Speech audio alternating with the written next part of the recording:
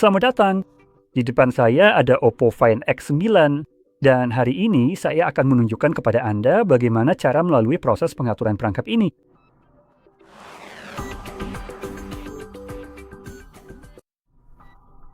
Jadi, ketika Anda menyalakannya untuk pertama kali, Anda seharusnya melihat layar yang sama seperti ini. Anda bisa melihat di sisi saya di sini.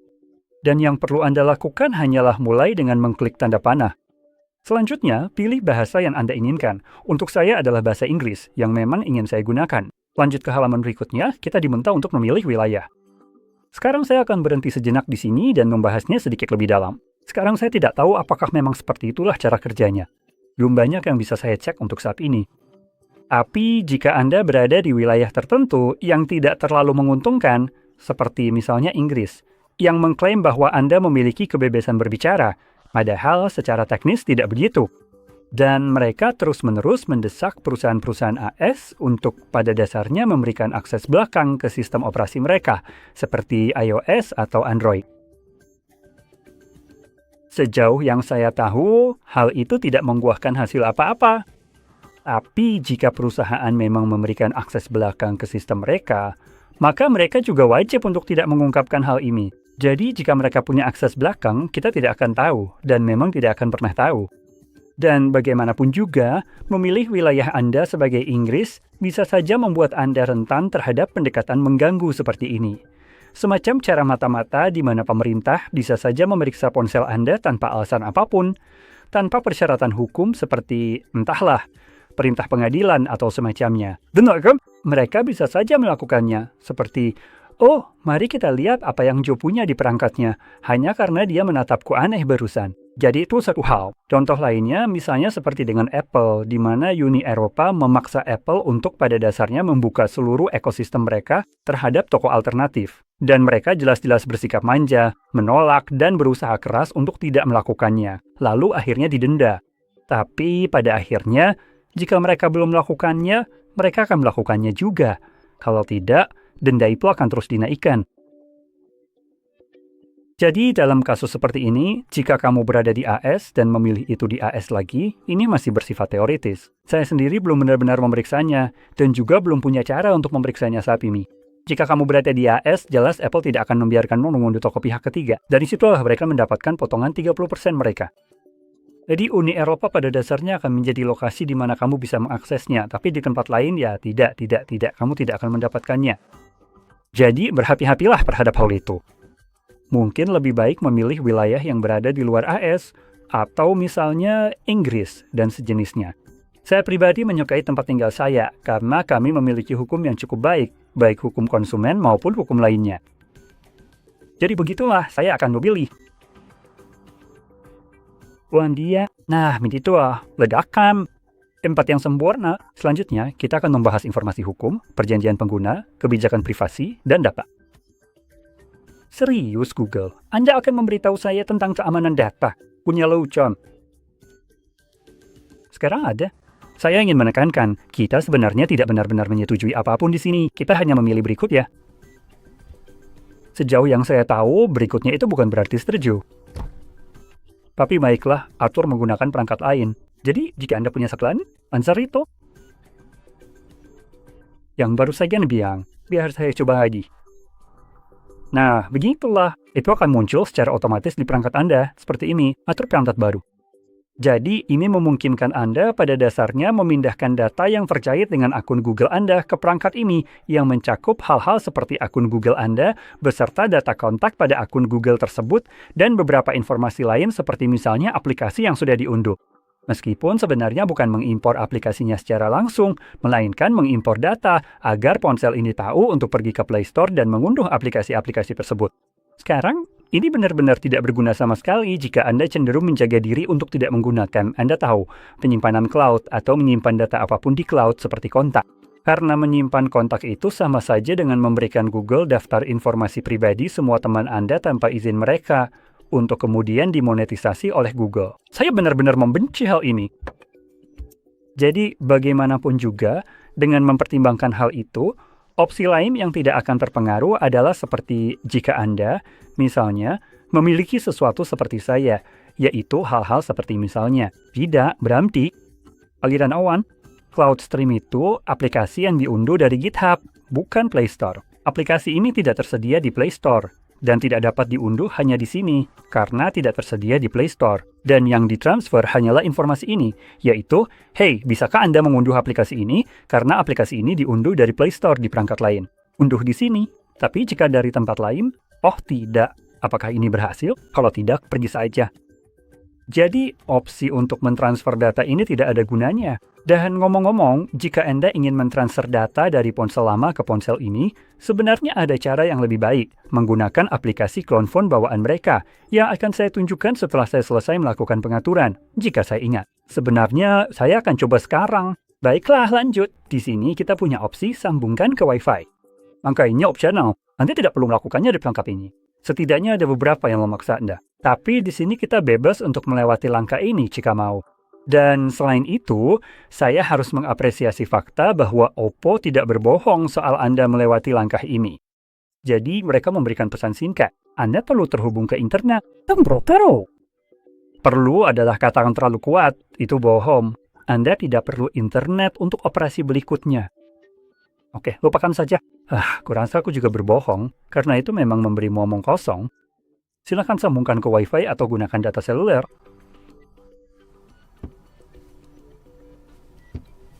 Oke, kalau begitu lupakan saja. Mereka cuma memberi tombol lewati, lalu memberitahumu. Tidak, lelucon yang bagus. Kami mengerti, menggabungkan. Jadi, si brengsek itu ingin aku terhubung. Sepertinya aku tidak punya pilihan. Celakalah jika saya tidak bisa mengatur perangkat saya sesuai keinginan saya. Sebaliknya, aku akan mengaturnya sesuai keinginan Oppo, karena si Winnie the Pooh sialan itu menginginkan dataku. Sampah pota. Meskipun demikian, OnePlus tidak mewajibkan Anda untuk melakukan hal ini, dan Vivo juga tidak mengharuskan Anda untuk melakukan ini. Pilih Vivo. Pada dasarnya, ini ponsel yang sama yang dilengkapi dengan casing, tetapi ponsel ini tidak seperti Anda tahu memaksa Anda untuk melakukan apa yang Winnie the Pooh inginkan. Jadi, silahkan ambil itu. Ini benar-benar ponsel yang handal. Produk ini dibuat oleh perusahaan induk yang sama, jadi abaikan saja yang ini. Skor kredit sosial saya mungkin udah hilang sekarang. Oke, lanjut.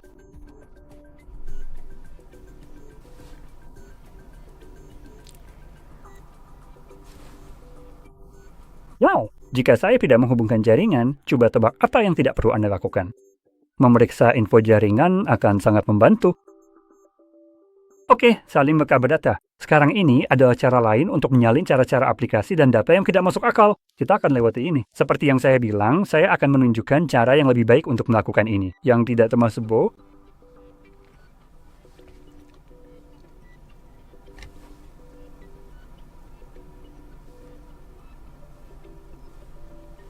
kita memang punya opsi untuk masuk ke akun Google kita. Sekali lagi, ini sebenarnya opsional. Kita tidak perlu melakukan itu. Yang sekali lagi, memaksa kita untuk masuk ke jaringan sama sekali tidak ada artinya jika saya memang tidak pernah ingin masuk ke akun Google. Hanya sekadar bahan pemikiran. Sambungkan ke jaringan serolya. Tidak, kita tidak perlu itu. Dia sudah maksa saya untuk masuk ke Wi-Fi, jadi kita bisa lewati ini. Selanjutnya, kita punya metode membuka kunci yang tidak memerlukan koneksi jaringan. Jadi, saya tidak tahu untuk apa saya harus terhubung ke Wi-Fi sejak awal. Kita punya beberapa cara berbeda untuk melindungi perangkat kita. Kita punya kata sandi, sidik jari, dan pengenalan wajah. Sekarang, di bawah kata sandi, ada 3 metode berbeda untuk membuka kunci perangkat Anda, yaitu numerik, pola alfabet, atau bata. Sekarang, Anda bisa memilih salah satu dari opsi tersebut, dan Anda harus memilih salah satu jika berencana menggunakan sidik jari atau pengenalan wajah. Nah, sidik jari dan wajah pada dasarnya adalah metode buka kunci biometrik, di mana pemindai biometrik di sini tidak 100% dapat diandalkan. Dan pada saat-saat ketika ponsel Anda tiba-tiba tidak mengenali Anda, entah karena alasan apa, mungkin Anda hanya punya sedikit noda di wajah, dan perangkat tidak lagi mengenali Anda dengan pengenalan wajah. Atau mungkin Anda misalnya melukai jari Anda dan tidak bisa lagi membuka kunci dengan sidik jari. Itu akan membuat Anda harus menggunakan opsi lain seperti PIN, pola, atau kata sandi yang tidak berubah-ubah, tergantung suasana hati ponsel. Sekarang, Anda juga bisa memilih untuk tidak melindungi perangkat Anda sama sekali, meskipun saya tidak menyarankan hal itu, karena ponsel Anda berisi informasi pribadi Anda. Jadi, jika Anda sampai kehilangan perangkat tersebut, akan lebih baik jika orang yang menemukannya tidak bisa langsung mengakses semua data yang ada di perangkat Anda. Sekarang, saya akan melewati bagian ini, karena ini bukan ponsel saya. Selanjutnya, kita punya layanan Google seperti pemindaian lokasi dan pengiriman data pengguna serta diagnostik. Sekarang saya ingin menyoroti poin pertama. Jika Anda memilih ponsel ini di Tiongkok, maka kemungkinan besar Anda tidak menonton video ini. Tapi secara hipotetis, mari kita anggap Anda menontonnya. Ini tidak berarti apa-apa. Tidak peduli seberapa keras Anda berusaha agar tidak diawasi, Anda tetap akan diawasi. Maksud saya, skor kredit sosial Anda harus tetap dipantau entah bagaimana, dan untuk semua orang di dunia. Cukup ketahui bahwa pilihan-pilihan di sini sama sekali tidak berarti apa-apa. Anda bisa mematikannya, gunakan lokasi. Anda bisa mematikan pemindaian dan mengizinkan verifikasi nomor telepon. Dia mau apa? Oke, itu baru. Saya belum pernah lihat ini nih. Jadi, kita punya yang ini, dan kita punya data pengguna akhir serta data diagnostik. Kita juga bisa mematikannya. Jadi, mari kita mulai dengan yang ini. Mengirim data pengguna dan diagnostik akan menyiratkan bahwa tidak ada data yang dikirim, baik data pengguna maupun diagnostik. Sekarang, segala jenis data yang terkait dengan perangkat ini akan dianggap sebagai data pengguna. Alasan saya mengatakan itu adalah karena ini tidak berarti apa-apa, karena ponsel Anda tetap akan mengirim data. Pertama, ponsel terhubung ke menara seluler dan data itu tetap dikumpulkan. Itu adalah data pengguna, tapi tetap saja dikumpulkan. Tidak peduli apakah Anda mematikannya atau tidak. Mematikan lokasi dan pemindaian akan menyiratkan bahwa perangkat Anda tidak terhubung ke jaringan, bukan? Maksud saya, atau lebih tepatnya perangkat Anda tidak mengetahui lokasi Anda. Tapi perangkat tidak menggunakan lokasi melalui Wi-Fi atau GPS. Tebak apa? Perangkat tetap bisa menggunakan lokasi melalui Bluetooth, menara seluler, dan cara lain dengan terhubung serta saling terhubung dengan perangkat lain. Yang jelas, ini berarti tombol pengaturan di sini sama sekali tidak berarti apa-apa. Dan untuk memberi Anda sedikit wawasan lebih lanjut tentang hal ini, jika mematikan bahkan tombol untuk Wi-Fi dan semua itu, serta hanya mengaktifkan mode pesawat di ponsel Anda benar-benar berfungsi seperti seharusnya, maka para kriminal yang melakukan hal-hal jahat di luar sana dengan ponsel dalam mode pesawat tidak akan bisa ditemukan. Namun entah bagaimana mereka tetap bisa ditemukan, karena tombol-tombol ini sama sekali tidak berarti apa-apa. Dan privasi Anda tidak ada jika Anda menggunakan Android seperti ini. Jadi sistem operasi berbasis grafin adalah pilihan terbalik. Baiklah, mari kita lanjutkan. Pilih peramban dan mesin pencari Anda. Apa yang akan kita pilih selanjutnya? Dan kita akan memilih browser kita. Tahukah kamu apa yang akan aku pilih? Firefox, karena itu satu-satunya peramban di sini yang tidak berbasis Chromium. Sejauh yang saya lihat sekilas, itu nomor 1. Dan yang kedua, ini memungkinkan pemasangan sesuatu seperti Adesanium atau Atsomium, apapun cara pengucapannya. Kami memeriksa berulang-ulang sampai bikin mual. Nah, begitulah. Sangat direkomendasikan. Jadi kita akan menetapkan itu sebagai default dan kemudian kita akan memilih mesin pencari kita. Saya ingin menyampaikan bahwa mesin pencari di sini sangat terbatas. Anda dapat menambahkan mesin pencari khusus jika Anda mau, karena saat ini sudah ada mesin pencari yang jauh lebih baik daripada yang kita miliki di sini, yang kualitasnya sangat buruk. Jadi, jujur saja saya akan memilih Yandex, tetapi tidak ada di sini, kecuali saya memang sangat buta. Jadi, saat ini saya akan memilih Bing. Entah kenapa ini masih lebih baik daripada Google. Saya juga tidak yakin bagaimana kita sampai pada titik di mana Bing lebih baik daripada Google. Tapi ya, kita sudah sampai di sini. Dan selanjutnya, kita akan meninjau aplikasi tambahan. Jadi intinya, hey, apakah Anda ingin beberapa aplikasi sampah berisi malware seperti AliExpress, Booking, Cashback, dan sampah lainnya? Kalau Anda mau, silakan, Anda bisa menginstalnya. Saya tidak mau, jadi saya akan menghapus centang semuanya. Layanan yang direkomendasikan, cara memperbarui pencarian global, layanan cuaca semalaman. Ada satu yang ingin saya temukan, sepertinya ini yang saya maksud. Lock Screen Manager menyediakan wallpaper berkualitas tinggi untuk Anda. Ya, itu dia. Kamu harus matikan omong kosong itu. Percayalah, kamu tidak mau sampai ini, dan saya akan membiarkannya tetap aktif hanya agar saya bisa menunjukkan ini juga kepada Anda. Jadi lanjut. Wow, ada banyak sekali hal berbeda di sini. Jadi kamu bisa periksa semuanya, matikan semuanya jika kamu mau.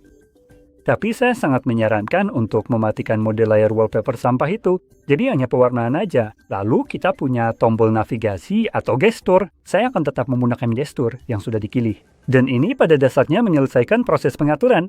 Sekarang, seperti yang saya sebutkan, hal pertama, untuk mengimpor data Anda harus mencari aplikasi phone clone, yaitu yang ini. Saya rasa ini yang dimaksudkan. Tidak, lupakan saja. Itu bukan yang dimaksud. Oh, itu dia. Benda terkecil ini yang dulunya... Oh, itu dia. Ponsel cloning. Jadi Anda bisa menggunakan ini untuk mengimpor data, semua data dari ponsel lama Anda. Dan itu berhasil dengan sangat baik. Jadi itu salah satu halnya. Contoh lainnya adalah carousel wallpaper. Baiklah, mari kita mulai. Berikut ini adalah koleksi wallpaper kami yang menakjubkan. Bisakah kamu misalnya apapun itu? Jadi sejauh ini semuanya baik-baik saja. Wah. Oke, yang ini cuma terlihat seperti karya seni penggemar 3 dimensi yang jelek. Sekali lagi, sedikit anime di sini. Jika Anda tidak ingin terlihat seperti seorang web sejati, mungkin ini bukan pilihan terbaik. Mari kita lanjutkan. Ada beberapa yang sangat aneh. Ada seorang pria asing di sana. Mimen. Wanita asing.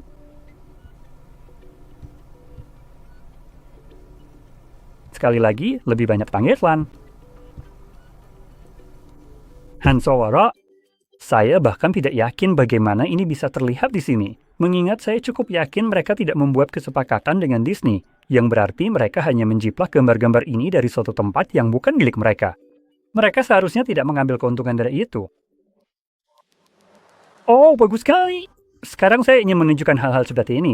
Jadi kamu punya wallpaper acak seperti ini, yang kalau aku lakukan begini dan begini, sekarang kita punya yang berbeda. Sekarang saya tidak bisa membayangkan cara yang lebih buruk daripada pulang ke rumah dan harus menjelaskan, misalnya kepada pasangan, pacar, istri, kenapa saya punya wallpaper acak seseorang di ponsel saya, yang kemudian menghilang seolah-olah saya mencoba menyembunyikannya. Bisa bayangkan betapa bermasalahnya itu, karena saya sendiri bisa membayangkannya. Jadi, seperti yang saya bilang, ini adalah controller, wallpaper yang bagus. Jadi seperti yang saya bilang, ini adalah opsi yang muruk di sini yang saya sarankan untuk diabaikan, karena wallpaper-wallpaper ini memang cukup jelek. Jadi intinya seperti itu. Sekarang saya sangat berharap video ini bermanfaat untukmu. Jika kamu merasa video ini berguna, jangan lupa untuk klik like dan subscribe, agar tidak ketinggalan konten menarik lainnya.